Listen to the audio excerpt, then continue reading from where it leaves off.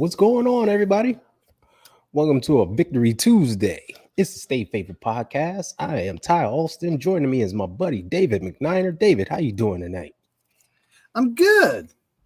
Well, that's good to Victory hear. Tuesday, Indeed. right?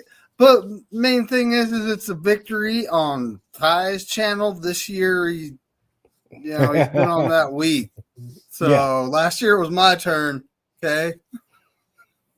It's all good. We got the dub. So it's good. Yeah. So the 49ers on Monday Night Football defeated the Carolina Panthers 20-9. It wasn't the prettiest game for one side of the ball.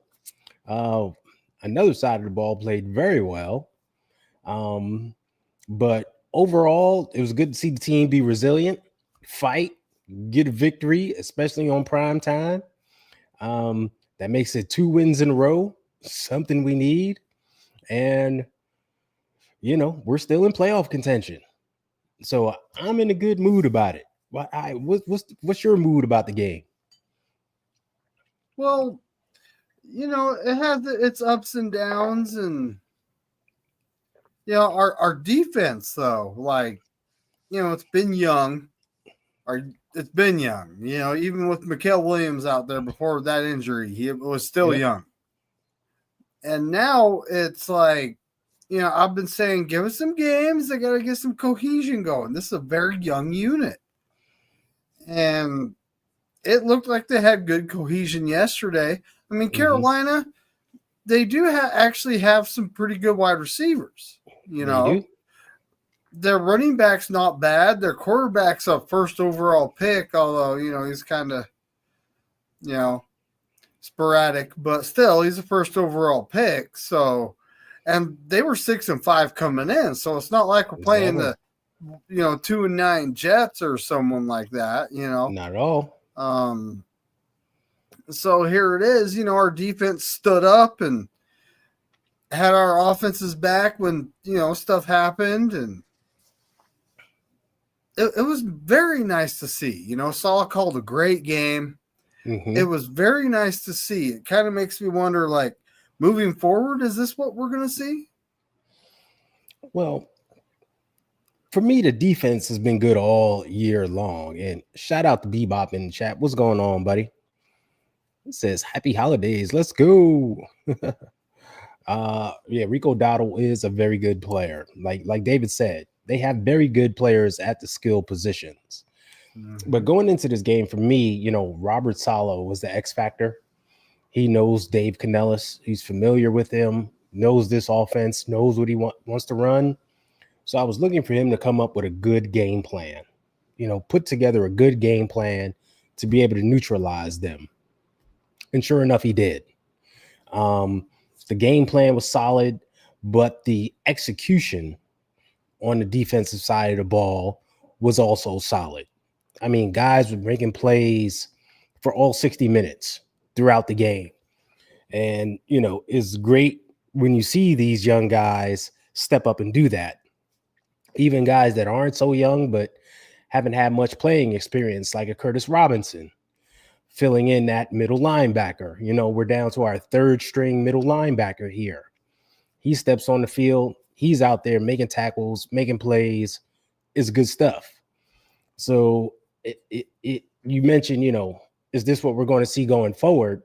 The defense has actually been playing well all season long, right? They had some hiccups with the Rams offense. And, I got a big conspiracy theory about that. But other than that, every game they've been solid. And you look at the first 5 wins of the season for us, you can easily point to the defense and go, oh, the defense won this game. Oh, the defense won that game.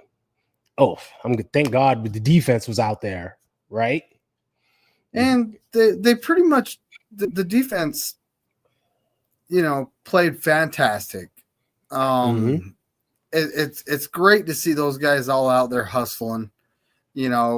Cleveland Farrell, I don't know if he was dinged up last week and that's why he was inactive. I'm unaware of that situation, but he comes in, he gets the sack. Um, I remember Cleveland Carroll was the guy we just signed Alfred 2-3 Collins weeks gets his ago. big old mitt up there and tips the pass, right? Yep. Like, What up, Papa J? I mean, it's just it's good to see, all our young guys out there playing good. Jair Brown, last year was not his best year. Nope. So, kind of his sophomore season, really part of his rookie season. But yeah, he had a rough year, trying to be filling in on that free safety role, calling the signals, and it was rough for him. But this year he started off slow, but he's coming around. And he had a brilliant game. I mean, the 2 interceptions, making tackles, tackles for loss. He was in the backfield some, on the run fits. He played a great game. And you love to see that for him because he was a guy, his rookie year when he filled in for Talanoa Hufanga, he made plays and showed tremendous upside. So we're very happy to see him, take that step up. And you can't talk about him without talking about his running mate, Malik Mustafa, who also had a good game. So it's great to see your 2 safeties, that last line of defense, stepping up and making plays, right? Really is. And, Mustafa didn't even start. It was Pennock and Jair Brown. Yeah. And I don't know why that was. It's weird. But Mustafa got into the game quickly and stayed out there. Well, Salah, I don't know. He's rotating our safeties, and I can't blame him. I haven't seen much of Sigel out there. Well, I know Sigel's been special teams primarily, but he's been playing some big nickels. So we've seen all three safeties on field at the same time. So that's part of it. I don't know if he's looking for the right tandem or what, but I don't know. I say go with the young guys that are going to be here, right? Leave Brown and Mustafa out there, yeah. And you're talking about special teams. So I remember, where are we going to see Nick Martin at, right? I'm seeing him on special teams in the middle of tackling in the coverage unit. He forced a fumble. We didn't get it, but he did force a fumble. Still out there. Yep. And it's like I'm sitting there looking at him like, dang, he's a good special teamer. I'm not going to name names, but someone said he's not good on special teams. It's like, yeah. I need to ask them about that now, though. I'm willing to bet they go, my bad. He's just a good football player from what you see, right? Just runs, got a nose for the ball, runs, hits. Like, put him on special teams. Hell, get him out there in some packages. Why not? Why not? Like, he's the only young guy we haven't seen get extensive playing time. And Bebop mentioned he's on the Nick Martin train. So are we. We've been looking for him all season. Like, there's got to be some type of way to get him on the field somehow. Like, can we get him out there on some nickel packages, 3rd and long? Like, just let him go run and hit. It's what he does. And he makes plays. So, I wish there was a way. Well, Luke Gifford's such a great linebacker. Oh. He's not bad. He's not bad, and it just might have to do with Salah trusts the veteran right now over the rookie. It might change in a couple games. That's all it is, going with the veteran over the rookie. But it's like at some point you've been playing with all these other rookies, right? At some point you need to get this guy in the pool, get him swimming, get him going, like throw him out there. And you can, the same way, you can rotate your defensive line. You can rotate linebackers. You can say, hey, I'm going to give you this series. Right? Look at the games that we played 2 games against the Giants and the Cardinals where we were up a significant amount. That was a time to say, hey, you know what? We're going to get Nick some reps here. Right? We're up. The lead is safe. Even if they score, we're still up 2 scores. Let's get Nick on the field and give him some reps. And he did come in at the end of the Cardinals game, right? But you would like to see a little bit more. So hopefully we see more Nick Martin going forward. Now, Papa J's asking, is Nick Martin the next Greenlaw? Now, I did not see the game leaf flag get thrown yesterday, so that's a no. Oh, Greenlaw is always good for one flag game. It's just that's Greenlaw. It's ticky-tack flags most of the time, but he could be. He's got potential. He's got a ton of potential. Run, hit. I mean, he makes plays. So our linebacker core is looking pretty good. Yeah, and Bruce Robinson Bebop had says the you see Greenlaw arm brace on. He did have that big arm brace, which I've never seen him play with before. So I don't know why he was with it this game. It was funny to see. I'm like, what is he doing out there? Well, and then I'm looking at the stats after the game, and it's like normally our middle linebacker gets a lot of tackles, and that just wasn't the case. It was our safeties. Yeah, well, the safeties were coming downhill, making great plays. They were all over the place. Which this is mind. Like Mustafa and Jair Brown I'm talking about, folks. Yeah. And Jair Brown getting the 2 interceptions. That was huge. Huge. The one in the end zone was brilliant. Played brilliant. Just kind of stayed even. Waited to see if Bryce Young was going to run or throw. When he saw he cocked back to throw, he broke on it. Even before he threw it, he got into a back pedal, saw the guy at the back of the end zone, and made a great leaping grab. I mean, that's a perfect example of a guy reading his keys and then going out and making a play. Mm-hmm. And he played it perfectly. I mean, I'm just so happy he caught the ball because he bobbled it at first. And I'm like, no, catch it. And he came down with it. So I was like, oh, yes. So that was awesome to see. That was great. And, that was right after, we're talking about the defense. Oh, Brock Purdy. Good old Brock. I mean, when it comes down to it, the first one was a 50-50 ball, and Jennings wasn't in a good position for that, right? He threw it behind him, though. He's got to hit him in stride. He's got to lead him. Yeah, and then, like the second one, wasn't Purcell that was the one to Pearsall, yep. So that one was just not a good throw either. The third one, I got to give credit to the defensive back. A lot of people are going to look at me funny. But if you watch the plays many times as I have, there's a linebacker in front of the defensive back between him and Purdy. So he's blocking Purdy's sight of the defensive back. So the defensive back's he's actually kind of ducking behind the linebacker. And then the DB sees Purdy wind up and start to throw the ball, and he breaks. Literally starts run. He guessed on where it was going, ran to the spot, and picked it off. Yeah. So it was a great play on the defensive back side. And they get paid too. Did not see him. He was spied behind a freaking linebacker. Right. Yeah. And, defense, they get paid to play too. They're tasked to go out there and make plays, just like our guys. Go out there and make plays. He played a little robber technique there, just roam in the middle of the field. And like you said, he broke on it.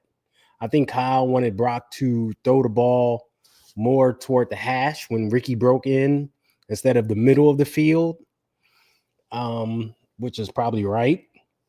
But still, the DB made a great play. I mean, you can't take anything away from him on that one. That was just a great one. But once again, the defense bailed them out. The defense just bailed them out, which they did all game. I mean, this is the one you can, it was JC Horn. You can clearly point your finger at the defense and say, man, the defense won this game. Those young guys stepped up big time. Yes. And it's all good to see. Our kicker, for some reason, he's wearing number 14. Okay, that's fine. And Bryant actually has like, I think it's a Mitch Wazowski practice jersey that doesn't have a name on it. That's 14. So he's already got the guy's jersey. Okay. Yep. But he came in every time he kicks the ball. I'm like, why do I feel like this is Jake Moody? Just because he's having a bad season with the Commanders. But I was like, why do I get that Jake Moody feeling here? But he hit him. He hit him, so I'm not complaining here, right? Yeah, I mean, he didn't do anything maybe wrong. he just needed to change the scenery, like he made Jake his kicks. Moody, yeah. right? Sometimes that's the case. I mean, I don't know what went on in Washington, but hey, as long as he makes them here, that's all that counts. Exactly. That's all that counts, and we needed him on a day like yesterday where the offense was not putting the ball into the end zone, turning the ball over. So those points were helpful. Even though we only gave up 9, but still, you want to have a lead. We could have been blowing them out. We totally could have been. We should have been blowing them out in the first quarter. That should have been an easy 21-0 first quarter, right? Yes, because we were moving the ball. The plays were there. Guys were open. The run game was there. Everything. It was just those darn turnovers and us shooting ourselves in the foot continuously. But this should have been a game similar to the Giants game, similar to the Cardinals game, but even worse because of how well our defense was playing, right? Mm-hmm. Like this could have been an easy 44-9 final score. Like just a clear and tremendous blowout. But like you said, when your quarterback is off, and he was clearly off, you're going to have scores like that. Brock has the most interceptions of any QB in the first quarter of games. Huh, that's interesting. Very interesting. Well, didn't know that. Was all 3 of them in the first? I thought one came in the second. I thought one came early in the second. Yeah. But it was like they were all very early in the game, so yeah, that's exactly it. I'm going now. We can't be doing this all game. I'm watching the game and I'm talking to my tablet because I'm I don't have ESPN, but I'm watching the game, and it's like we can't be doing this all game, buddy. Yeah, mm-hmm. It was like man, and of course a bunch of people all live on the internet going, "Put Mac Jones in. What are you doing?" Well, yeah. Speaking of that, we gotta let Brock play. We gotta let Brock play. Okay. Yeah. You gotta let him play. He's gonna play it out. He'll be all right. Look, there's 2 flaws in Brock's game. One is being too finesse with the ball, right? He'll just put it out there instead of zipping it to the receiver. He'll just kind of lob it out there and it kind of floats. That's one.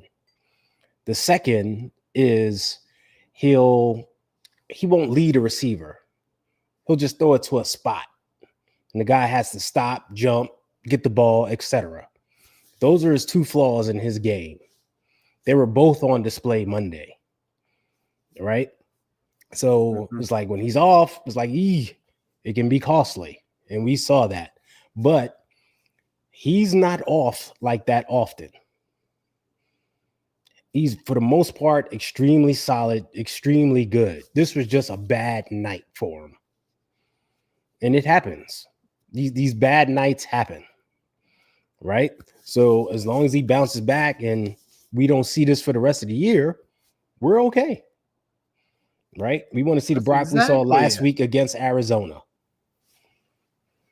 And it's a game by game thing, folks. Like you never know what's going to happen every week. Carolina Panthers came in winning 6 straight when they won the coin toss. Now I'm like, is this this has got to be just a coincidence? And then they win the coin toss. I'm like, well, guess we're about to find out. Mm-hmm. And we win the game. So I was like, now it definitely was a coincidence, Yeah. This next game though, we haven't. Now keep in mind, it's not a humongous pile of games. You only play a team every 4 years? Yeah. When it comes to AFC, right? You rotate, yeah. So we haven't won in Cleveland since 1984. Mm-hmm.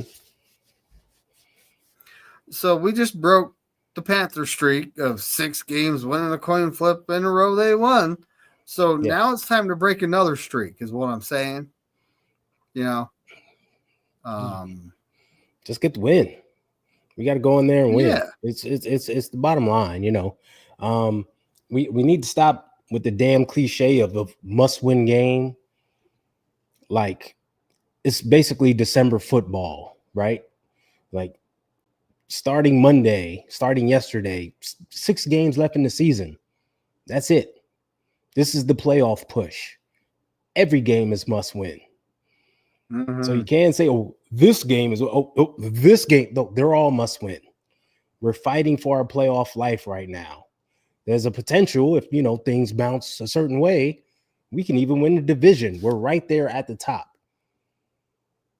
So every game is must win. We just need to go in and handle business. Cleveland, we know their offense isn't all that. So Robert Saleh just needs to come up with a good defensive game plan, get after Shador when their offensive line is not good. So hopefully our defensive line can get pressure on him, make him uncomfortable. He does like to run, so that's something to consider, but he's not like a Lamar take off and run kind of guy. He does look to pass first. So that plays into our favor. Right? Defensively, we know Myles Garrett. And we got a premier matchup in Myles Garrett versus Trent Williams this week. That is must-see TV for me. That is must-see TV. That's like the matchup when it comes to our offense versus their defense. Kenny, he's still a rookie quarterback, buddy. I know you love Shador Saunders, but he's still a rookie quarterback. It's not like he lit it up last week. Come on now. And that was the Raiders. And he also the team he beat, the Raiders. 2-9. Flat out stink. They just flat out stink. Screw the record. I don't care what their record is. They flat out stink.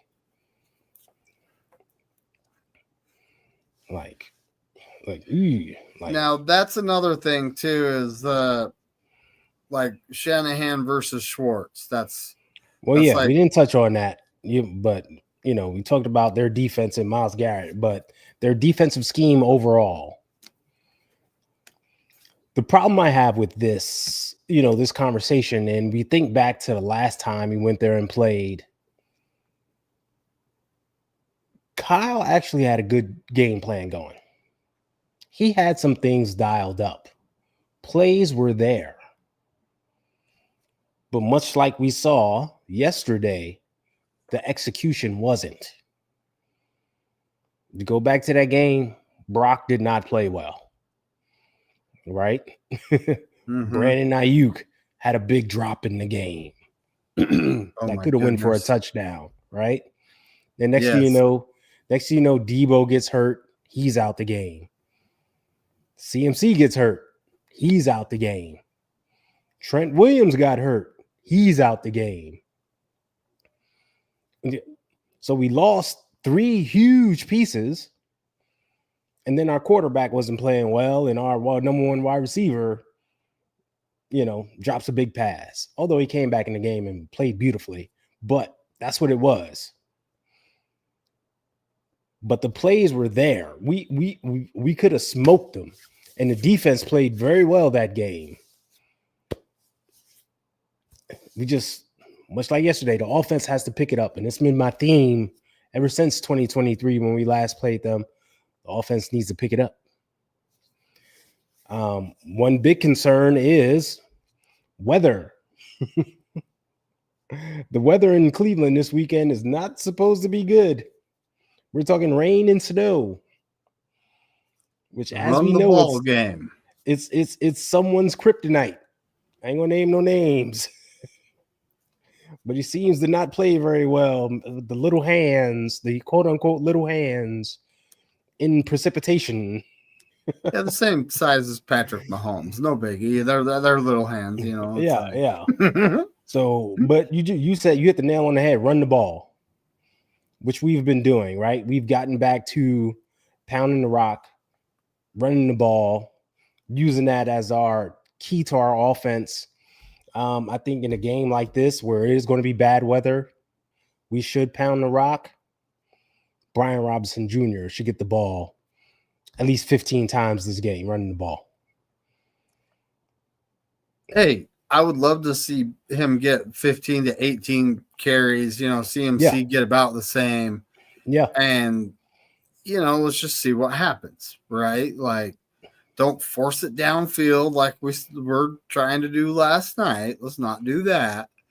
And it just depends. Like a good weather, you know, person is right 50% of the time. So right now, there's a 50% chance, but this is the day before. So it's way less than 50% that the weather is actually going to be what they say it's going to be, is what I'm saying.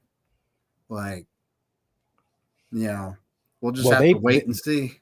They're having precipitation all week there. This isn't like a one-day thing.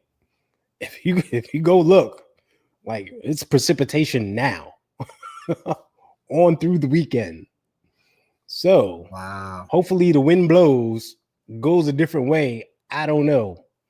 But either way, precipitation or not, you know, I don't think we can have a repeat of yesterday. The offense definitely has to execute. Kyle has been drawing up some great game plans all year. So just he continues to do that, we'll be okay. And you know, guys got to execute. That's the bottom line. They got to execute. Who said RIP? Oh, geez, Kenny. You guys. RIP JJ's balls. Now, Great balls of fire. You guys. So we all know Juwan Jennings, when he's blocking a guy, he goes the extra mile. You know, he makes sure he blocks that dude, you know, and does a fantastic job. So safety was frustrated with Juwan Jennings because obviously he's getting his butt kicked. And he come in, you know, at the end of a play, he saw his opportunity and he, you know, hit Juwan Jennings in the family jewels. Getting low blow. Yep. And it was like, you know, when I saw Juwan like walking out, like, oh, I was thinking, what just happened here? You know, and then after the fact, he was so restrained in the moment. Okay. Yeah. Yeah. You saw him like complain and yell, but he didn't retaliate in any way. Yeah. And you know what the league's going to do, that's an interesting situation right there, because, you know, Juwan did go after him after the game, but look at what the guy did during the game. The refs totally missed it. You know, it's like, how acceptable was their safety's actions during this game? It wasn't. It wasn't at all, yeah. And Juwan Jennings, yes, he went after him after the game. I fully expect him to get fined. The other guy, I don't know. We'll see. Well, they suspended him. It has already came out. They suspended that safety for one game. It's against the Rams too. So that's he's suspended without pay. Yeah, they play the Rams next week, but he's already been suspended. This was a clear and utter violation, right? So they've already handed down that rule. We don't know if anything will come of Juwan Jennings, you know, slapping the guy at the end of the game. He may receive a little fine. He may not. Like, it's justifiable. Like, like that was a clear, like, true definition of a low blow. Oh, yeah. That was just unwarranted. But if you remember, I think that guy was just frustrated from the beginning of the game because remember our first touchdown, Juwan Jennings scores. He was the safety in on that play and couldn't tackle him. Oh, Juwan the breaks guy he that got tackle away from. along with two other guys, breaks free of them, goes in to score. So he was frustrated from that point on.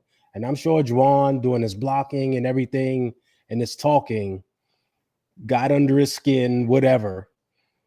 And instead of, playing through it, the guy decided to deliver a low blow, which is total bush league, total trash.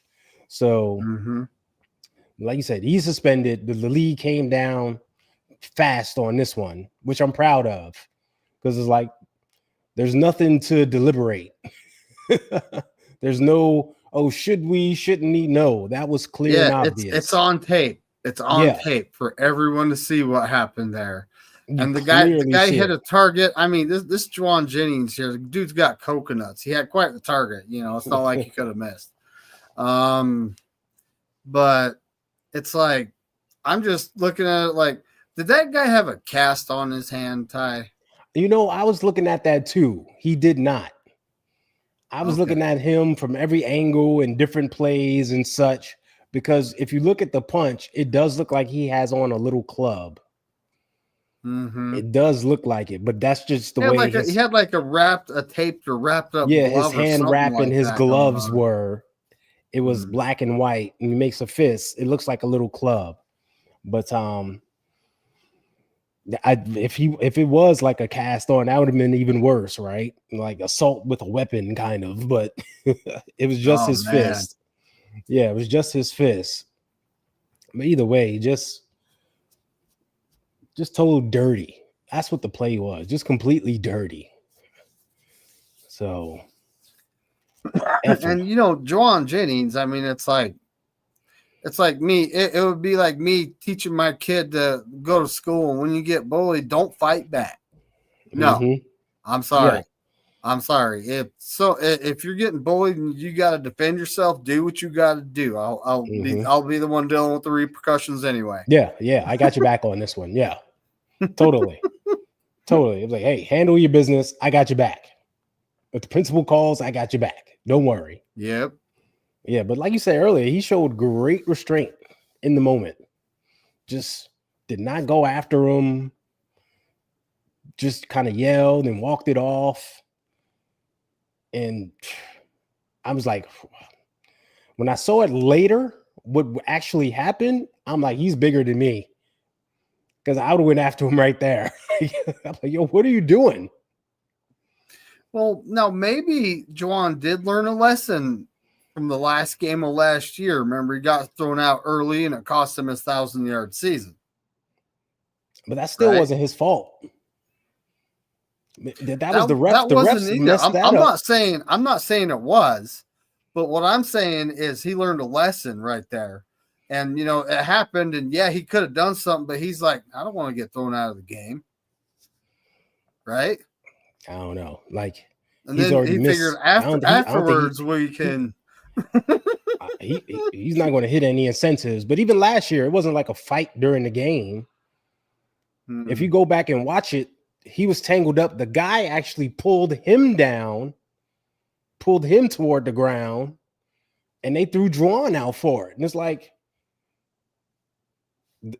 it's the same as this game. Like, the guy hits him low blow. Imagine Juwan getting thrown out the game when he's the one that got hit. Man. That's what happened in Arizona. Imagine the fan base going all, buck wild livid about that too, right? Like, but that's what happened last year in Arizona. He got pulled down to the ground. The defender was doing the extra stuff, and they threw Juwan out. And it was like, yo, I'm the innocent guy. It was stupid. It was stupid. He's an instigator. Like, what the heck? Steve, oh my gosh. Yeah. Cone better check on his boy, right? Like, Grant's in the locker room, like, is everything okay in here? No.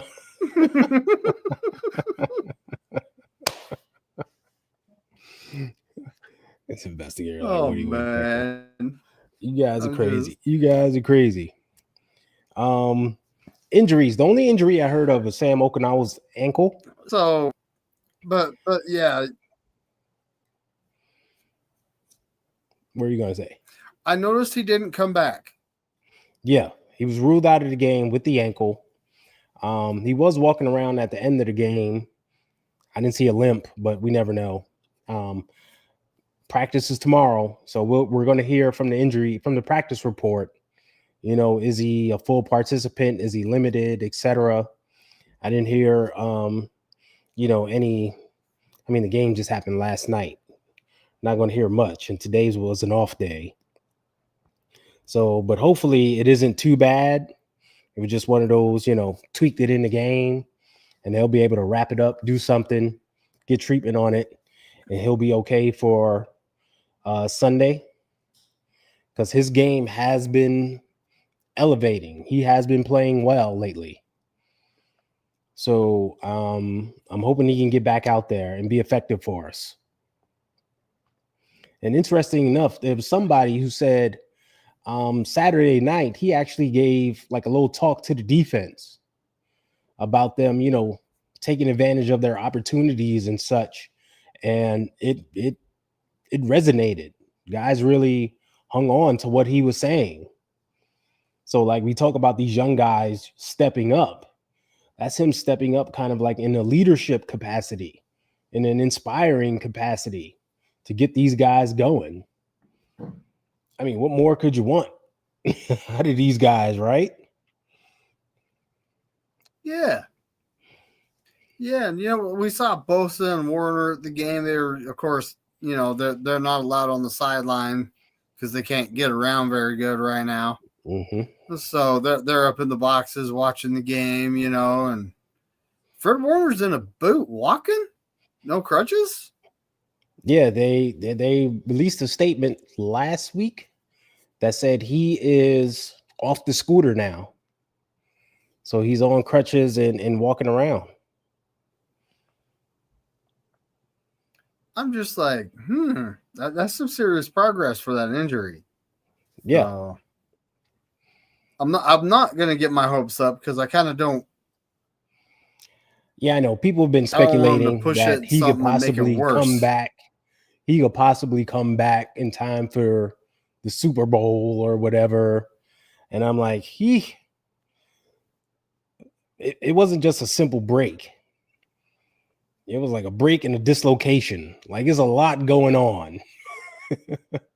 There's a lot going on. And I know we view Fred as this superhuman athlete that does amazing things and his body holds up well, but we got to pump our brakes and be very cautious and not try to be overly optimistic on that. And Bebop says Fred for the NFC Championship game. It's like, see, here we go. Oh, he'll be there Fingers in the crossed. stands, rooting his teammates on. Well, we'll be there. Yeah, saying. we know. We know he'll definitely be there in one way or another.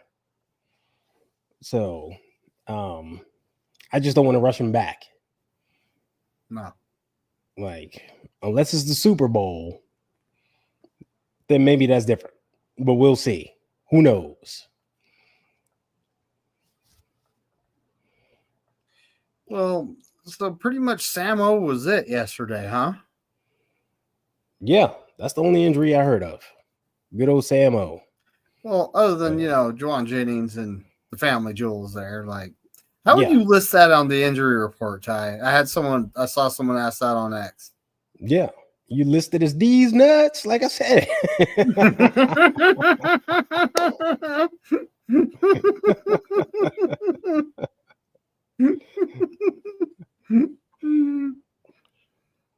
Oh man, I was like, poor Juwan. If he only knew. Well, he'd probably laugh at us though. Let's be honest here. He would probably laugh at the stuff we say. Oh yeah, most definitely. But yeah, so we got the win, 8-4. 8-4. We're two games out from the Rams, and 2 games out from the Rams. Currently in the overall playoff standings, we're listed as 7th. The third wild card team listed as 7th. However, we're technically 5th. It's only because we haven't had our bye yet. So we're kind of a half a percentage point or whatever behind Seattle. But if we continue to win after our bye, we have the same record as Seattle, we'll be listed as 5th because we hold that tiebreaker currently on them. Mm-hmm. So keep that in mind when you're looking at the standings. How is it that the Rams are 9-2? That's 11 games, but we've played 12. That's exactly it. We haven't had our bye week, and they have. Right? But even the bye week, we should be 1 game behind them, not 2. Like, shouldn't they have played? Aren't they? They're 9-2, and we're 8-4, right? Yeah. So that's just 1 game difference. We've played 12. They've played 11. Yes. Okay. Gotcha. Who do the Seahawks have next week? Oh, they got the Vikings. Yes, Seahawks have the Vikings, which they are not playing good football. They talk about offensive issues. The Rams have the Panthers, who we just played. And beat the living bejesus out of. Did you see how many of their players were? I was looking at that like, dang, guys, you guys are taking the term physical to a whole new level today. All the players that got injured? Yeah. Yeah. Yeah, they were dropping like flies. They were looking like us, dropping like flies out there. Yeah, at least it wasn't us. That's true. So I'll take it. Oof. Okay, so Seahawks schedule. Well, keep in mind, we only need them to lose once, right? Because we do play them at the end of the year. Yeah. But their beat them at the end of the year, it doesn't matter. That's exactly it too, right? As long as they match us. But they got the Vikings going to Seattle. Yeah. The next week they go to Atlanta. Mm-hmm. You never know what Atlanta's going to do. Well, they got Kirk Cousins now. Yep. And the Colts is going to be a tough game. Yep. The Colts are coming to town. Then they got the Rams coming to town. Yeah. Maybe they can get revenge there, right? Yep. Tough schedule ahead for them. The Panthers and then us. Yeah, that's not an easy schedule, that's for sure. Yeah, tougher schedule. And you never know what Sam Darnold will show up at the end of the season here.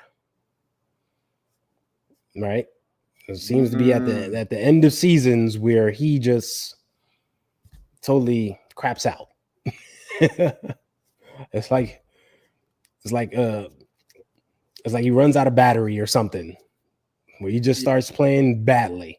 It's like when the games matter most. Ooh. Like I said, this is playoff football time, right? When the games matter most, he starts seeing ghosts. Boom, that's a bar. This is true. Yeah. So I said the Seahawks schedule. So the Rams are going to Carolina to play the Panthers, who we just beat up, physically beat up. Then they go to Arizona to play the Cardinals. Mm-hmm. Hopefully the Cardinals step up on that one. You never know. Yeah. The Lions, who are currently fighting for their playoff lives, Yep. go to Levi's Inglewood, which the Lions are a dome team anyway, so it's not like, they're losing much there. Then they go to Seattle, which, then they got you never know what they're going to do Falcons, and the Cardinals again in week 18, which at that point they could be doing nothing but play spoiler. Yeah. Right? Exactly. Total spoil. Building for next season. So none of us have a cakewalk left because we still got to play the Colts, the Bears, Seahawks. Yeah. Every team has a tough road to hold, like I said, and everyone's playing like in playoff contention. They're playing for their playoff lives here. Seeding. Are we in? Are we out? Are we the 1 seed? Are we going to automatically drop down to the 5 seed. It's a lot on the line right now. So, like I said, we got to stop. We got to throw out the tired old saying of this is a must-win game. They're all must-win games at this time of year. Unless you have the number 1 seed completely locked up and sewn up, all of these games are must-win. So we control our own destiny. That's another old saying. We just got to win out. We just got to do what we do. Guys got to get on the field and execute. Like I said, great to see the defense stepping up, especially this young defense doing their thing. We need the offense to step up and be more consistent, and I think they'll be there. I think that's just a bad game for Brock last night. I think he'll bounce back and we'll be okay. Now, Yes, rolling into Cleveland, potentially bad weather game, and hopefully Shanahan just dials up. Let's run the living crap out of this ball. Like, run the ball, get some play going. Yeah. It's like both teams are going to be doing that though. In a bad weather game, they're not going to be slinging the ball around. No, so, I don't think they would. But you never know. Stefanski's been doing some weird stuff, but you never know. You never know. It's an it should be easy on paper, but you just never know. So B-Rob got busy. Yes, he does. He just falls forward for yards all the time. I don't know why we don't use him more in short yardage. And I always see him busting off these 7-8 yard runs, and it's like, can we get the man more carries? Exactly. Exactly. Like, I'm like, give it to him again.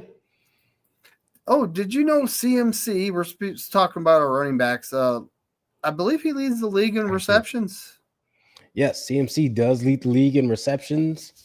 I don't know where he is in rushing yards. He's not up there. He leads the league in carries, though. He's not.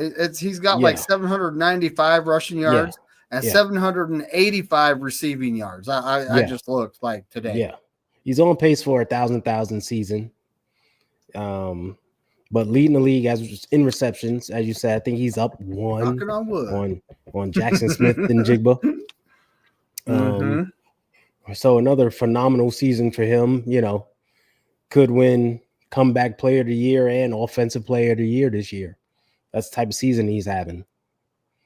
So it's phenomenal. It was a great scene with him shaking hands with Roger Craig before the game.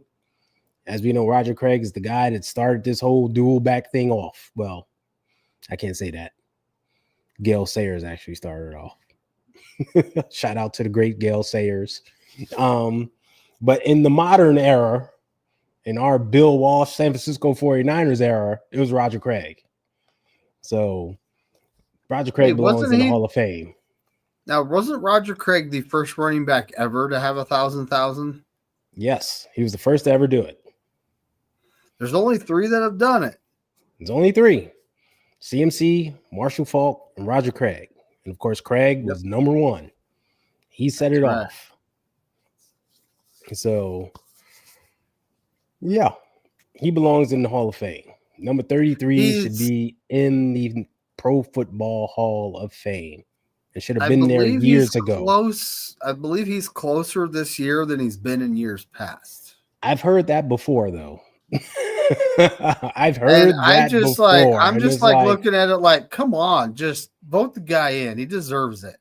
He literally changed the meaning of running back in the NFL. Yeah. It's crazy how you look at CMC, Bijan Robinson, the guy in Detroit, Gibbs, Jonathan Taylor and the Colts. They're praised, right? They're held to this high stature of being this great dual threat running back.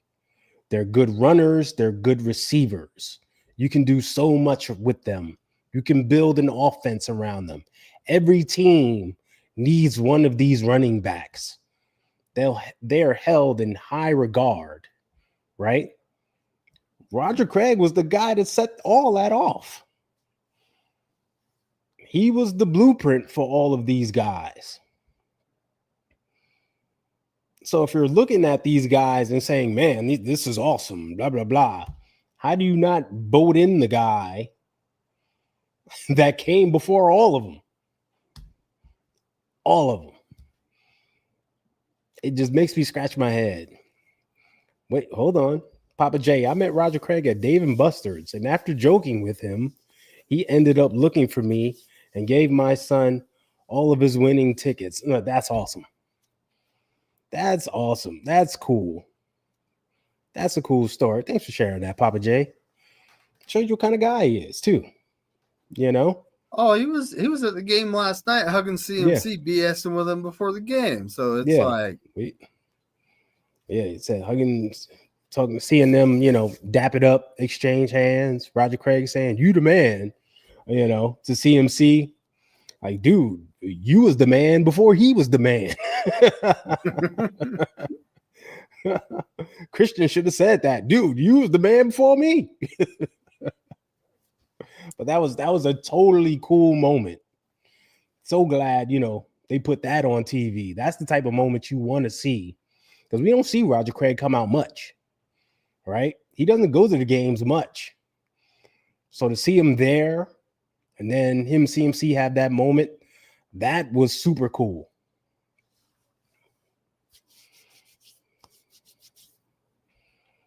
Well, Ty, what do you think? How do you feel about rolling into Cleveland here? I feel good. The defense has been playing well. They've only had one real blip on their record all season. And, luckily we don't play any teams with that blip anymore. Nope, we don't. Mm-mm. So, and they're kind of gelling together, right? These young guys are all kind of gelling together right now. So that's a good thing.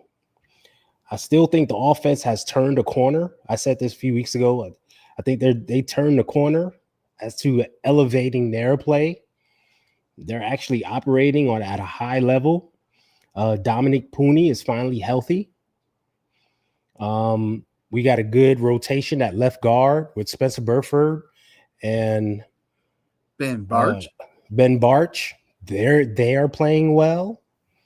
And Jake Brendel has actually elevated his play a little bit. So the offensive line is a bit more solid right now. Right? So I think the offense is playing well overall. I think last night Brock was just off. But plays were still there. Right? Like we were moving the ball. Plays were there. Like we said it earlier in the show. That should have been a blowout early in the first quarter. We just shot ourselves in the foot. So plays are there. It's all there.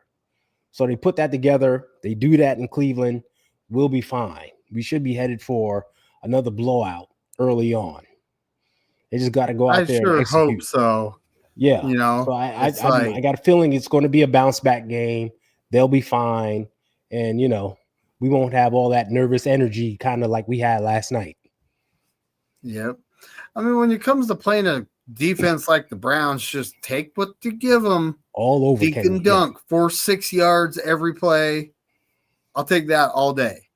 If you have to just grind it, put the game's a meat grinder and you got to grind it. Like, that's the kind of game I see coming up here. I don't see huge chunk plays happening unless there's a total blown coverage. Kyle will dial some up though. He'll dial up some plays and get some plays open, get some guys open.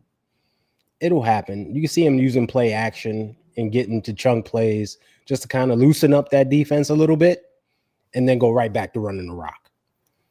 Well, you saw yesterday they start just running the ball, and then they go with the play action, and the defense bites and George Kittle. Yeah, Kittle won a big play. So that I'm telling you, that's the type of thing we'll do. That's the type of game plan we'll have. Like I said, Even when we played them last time, plays were there. Kyle was dialing it up. The execution was just off. I don't think it'll be that way this time. We already had our bad execution game. Get that out of our system. Now we start rolling from here. And then, we go into the bye and we get to heal up, get fresh, get healthy, and come out just doing our thing. Now, Kenny, I haven't seen the injury report come out yet, so I'm not saying anything about that. Yeah, we'll wait till tomorrow. Yeah. Yes, indeed. All right, man. Let's get on out of here. What you got going on rest of the week? Now, this guy's going to be on East Coast Red and Gold tomorrow night. That's right. Tomorrow night, 8 p.m. Eastern, 8 p.m. Eastern time. Yep. And, of course, we got the Corey Davis 49er Wednesday tomorrow night. We'll be making our picks for Week 13 and seeing what's going on in the standings. It's got a few people up there. It's tight. All right. Good stuff. Yeah, it's going to be a good time. All right. Good stuff. Well, David, thank you, buddy. It was awesome. Everybody out there, the Niners in a good place, man. This is the fun time of year. So hold on to your hats. Buckle up. This is going to be a good ride. Stay faithful. David, take us home, man. Hey, as Corey Davis says, go 49ers and F all 31 other teams. F them. Especially the Rams. Exactly. I don't care if they beat us. Have a good one, everybody.